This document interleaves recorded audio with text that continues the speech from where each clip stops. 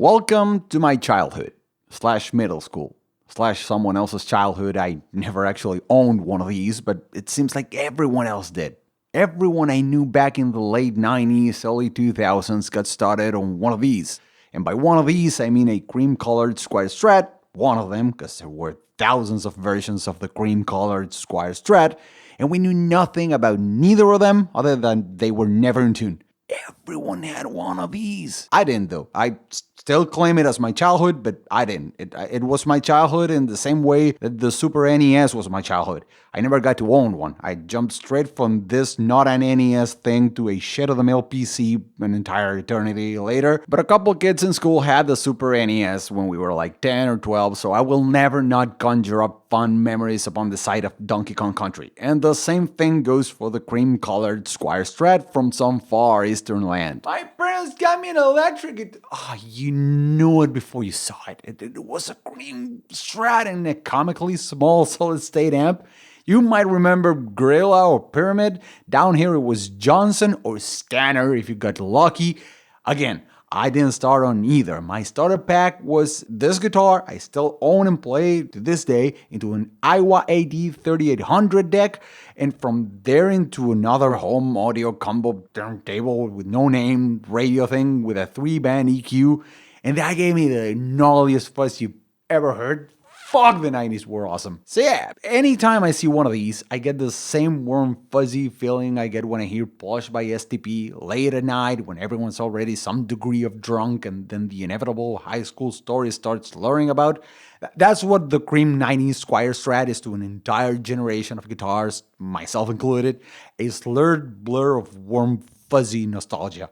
Out-of-tune nostalgia with too much distortion, and the mids are scooped all the way down, and oh man, I so want to play Worms 2 and listen to Limp Bizkit and feel rejected for no reason. Everyone had one of these. Actually, you're thinking about the bullet, though, the one that came with the... Shut up! I know some were the black logo ones from the early 90s, some were the KV serial or the KC that came later, some were the thinner bodied version, some were blue, black, some were this exact one, but they were all cream. Actually, it's such a... Nobody likes you. That's why you weren't invited to birthdays. That's why no one cared you had Nintendo 64. Have fun looking at Mario's butt all summer. Everyone had one of these. And like I said, it wasn't necessarily this particular version, but we didn't know. A 90s Scream Strat was a 90s Scream Strat, all 35 versions of the thing, and nobody knew which ones were the good ones. There were no obvious clues to the uneducated. That was part of the fun back then. It was like trying to tell whether you were getting a holographic Spider-Man or yet another Mr. Sinister before opening the pack. Like telling this guitar apart from a Chinese or Indonesian affinity to an underdeveloped brain that could barely tell Green Day apart from Blink-182 was an impossible task. Well... Fuck you, you're a cunt. Just because you got to have albums with covers and song titles and rich parents that got you the internet as soon as it became a thing doesn't mean that everyone's mothered down her pills with her 3 o'clock rosé while dad raw dogged some secretary on the side. The rest of us peasants had to rely on word of mouth, cassette mixes made from some other cassette mixes, or even worse, from the radio where some douche would talk all over the thing. And then somewhere down the line it shifted into burning CDs from MP3s that were ripped from some other CDs that were made from even more MP3s. And the titles of the songs were Track 1, Track 2, Track 3, all of them by the band Artist. And the Strats were all the same, cheap, cream, and out of tune. At best, you knew some were laminated, and some had the good parts like seal tuners, and there were some regular ones, and then some that were just plain shit. And none of that because you actually knew what was what, but because someone else told you, and you believed them.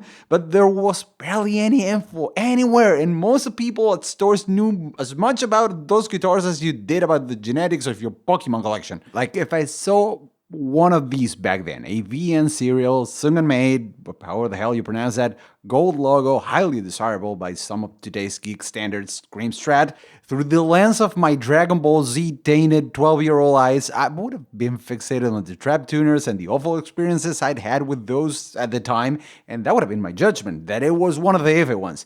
But as I hold it now, I can tell that this is a great guitar. What sets it apart from the others? It feels good, and it stays in tune, and it sounds like a Strat. It might be older, according to the internets, this looks like rosewood, and I don't really care. Ceramic pickups that sound like a Strat, small cheap pots that remain completely smooth after 28 years, despite spending many of those years without being moved by the owner, who told me he even kept it in a less than ideal basement for quite a while. Do you see any bad rust here? Anywhere? Not even on this generic bridge with blocky saddles, which I still hate to this day, but hey, it's holding up just fine and it holds tuning well. I guess we simply didn't know how to set them up, and we never changed the strings. Not until they broke, and we tied them, and we played them some more until they broke again, and we eventually couldn't tie them anymore. We just ran out of string. These strings are 2 years old, by the way. Tuning holds just fine, even in spite of this nut which someone cut with a rock. It even has the little paper supplement on the B slot. The dude who owns this is clearly a 90s child. I know, every generation has done this, but this dude is clearly a 90s child. A 90s child who proudly told me at least 4 times that the whammy bar has been missing since 98. Of course it is. These were Christmas gifts back in their day. The Christmas gift, or maybe a big birthday one, if you did exceptionally great in school that year or something. Either way, you couldn't expect the target demographic to be careful with any accessories that were screwed in. Aftermarket sellers rejoice everywhere at the sight of one of these. They must have sold into the trillions of these bars, because everyone had one of these, and they all lost it. And some of them eventually bought a replacement, and even if it's only 0.0001% of them replaced it, 0.0001% of everyone is a lot of whammy bars. Actually, that's probably the reason why they were all cream. I know they weren't, but they were though. And why cream? I doubt it was because of Hendrix. So why not Seafoam Green then? Or Fiesta Red? I know a sunburst would require decent wood grain. In fact, you'd actually find an asterisk on all price listings for retailers back in the day, indicating a 10 or 20 buck price difference on sunburst for this exact reason. It was actually written down. But what about the others? Why not any other solid color? Why not Daphne Blue? My guess is cost. I'm sure the cream one was half a cent cheaper to make, so they must have saved into the quadrillions because they sold at least 100 quadrillions of these. And none of them were good. Even the decent ones, like this one, even the ones that at some point in history were reputedly better than Fenders, they were all crap.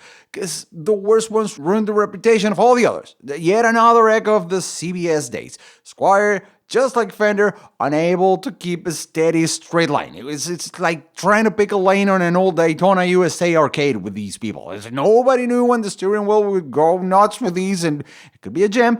It's probably a turd. A generation-defining turd. Oh, and I can hear the annoying typing from here. What kind of a review is this? Give us specs, sounds. You just shut up and enjoy life for once. What can I say that you don't know already? It's a Strat. The shape is kind of the same as any Strat, maybe a bit blocky looking on the sides this one, but full size in actual wood. The headstock is kind of funny looking on this era, and the tune is a shit. The frets are amazingly preserved, which is surprising because dirty teenager strings eat frets like sandpaper, but these seem to be good frets, and not a single one is properly hammered in, and it'll be a bitch to get a level, but they're reasonably smooth, without sharp edges, and they're excessively beveled. This has got to be like 250 degrees at least. Then the dots on the 12th fret are so far apart. I wonder why they didn't simply, I don't know, buy one legit Fender and looked at it, or at least some pictures. I mean, there were magazines back then. I don't know. And while the whole thing is quite heavy, it has more sustain than any Strat has the right to have, ever. I don't know exactly what's going on here, but this thing will resonate for like forever. And the plastics haven't aged a week, and every single nut is loose on the electronics, but not a hint of noise anywhere. And it sounds like a Strat. And I hope you like a flat fretboard, because this thing's radius is 15 inches, because reasons. And it plays amazing. And that's before I even do the work that I'm supposed to do on it, because I had to film it as you would have found it back in the day. Dirty, with old strings, and a MIK sticker on the back. Yeah, that's also part of the specs.